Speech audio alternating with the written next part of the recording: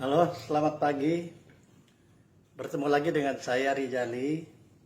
Dan pagi ini saya akan mereview tentang satu alat kita yang namanya nyiru. Alat ini digunakan untuk biasanya menampi, ya, membuang debu, beras misalnya dipakai nyiru namanya. Nyiru ini terbuat dari bambu yang telah dibelah tipis-tipis rapi, kemudian diberi bingkai, diberi pengikat penguat di sini, ya, sehingga ini bisa untuk menampi beras, ya.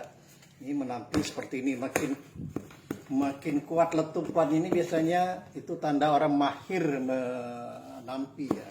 Cuma yang tampi biasanya itu yang segi panjang, segi 4 panjang. Kenapa disebut tampi, ya, mungkin tapan, ya, itu mungkin berasal dari tampian jadi tapan, ya. Nah, ini biasanya kalau orang menumbuk beras itu ada yang masih masih padi, ya, antah kata orang, ya. Ini diindang diputar-putar seperti ini, nanti berasnya tersendiri dan di tengahnya itu adalah padi sisa yang belum ditumbuk, itu dibuang, disimpan. Yang di pinggirnya ini itu beras-beras yang remuk, kata orang Bakumpa itu behas bunyer, ya, behas bunyer. Nah, ini kalau orang Banjar menyebutnya dengan maindang baras, ya. Tapi kalau orang Dayak menyebutnya mainter sepertinya bahasa Inggris, ya, menginter, memusatkan ke tengah. Mungkin zaman Belanda barangkali mainter. Nah, nyiru ini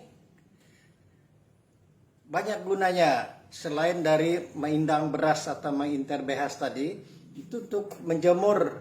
Nah, ini supaya aman dari kucing, ya, dari gangguan kucing. Ini digantung pada sematan, misalnya ikan asin, ikan kering, misalnya sapat kering, ya, ini dimasukkan di sini, dijemur. Atau juga menjemur yang lain seperti membuat rimpi dari pisang, dijemur, aman di sini, ya. Nah, ada juga kegunaan yang lain, mungkin untuk hiasan acara 17-an, misalnya ditulis orang di sini 17 Agustus, dicat putih, itu untuk hiasan aksesoris. Tapi ada juga yang bersifat mistis, mungkin ibu dan bapak-bapak pernah mendengar ungkapan dalam bahasa Banjar begandang nyiru. Begandang nyiru itu artinya mencari orang yang bersembunyi atau disembunyikan hantu. Katanya itu kalau orang disembunyikan hantu, seperti kawan saya sekolah dulu, Jamal namanya, disembunyikan hantu katanya di kebun-kebun pisang, dicari dengan ini, dia datang tapi badannya penuh dengan peluh, ya, karena mungkin dijilat hantu katanya.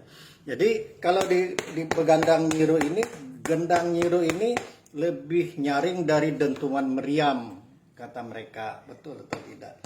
Sama juga seperti beras kuning, ya, beras kuning yang ditebar itu jatuhnya itu sama dengan dentuman meriam sehingga memanggil roh-roh sangiang yang dari mana-mana itu. Itu cerita, wallahualam. Kemudian selain dari ungkapan begandang nyiru ini tadi, mencari orang yang tidak ketemu-ketemu, ada juga ungkapan lain tentang nyiru ini. Itu seperti ini. Jangan kayak nyiru patah bingkai. Ini bingkainya tidak ada. Jadi hidup kita ini misalnya kalau ada kegagalan, ada apa, ya, ada masalah, jangan dibiarkan, ya. Cari bingkai yang baru atau perbaiki bingkai yang rusak. Ini jangan dibiarkan, jangan hidupnya seperti nyiru patah bingkai, atau kadang-kadang juga jangan kayak tangguk patah bingkai.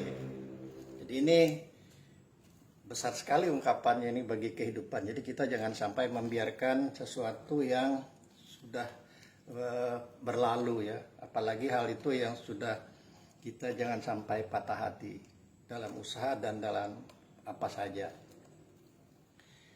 Inilah sekedar review tentang Nyiro ya. Mudah-mudahan ada manfaatnya. Bisa kita gunakan untuk keperluan-keperluan yang lain secara tradisional. Tapi jangan lupa subscribe ya, share dan berilah komentarnya. Terima kasih. Assalamualaikum warahmatullahi wabarakatuh.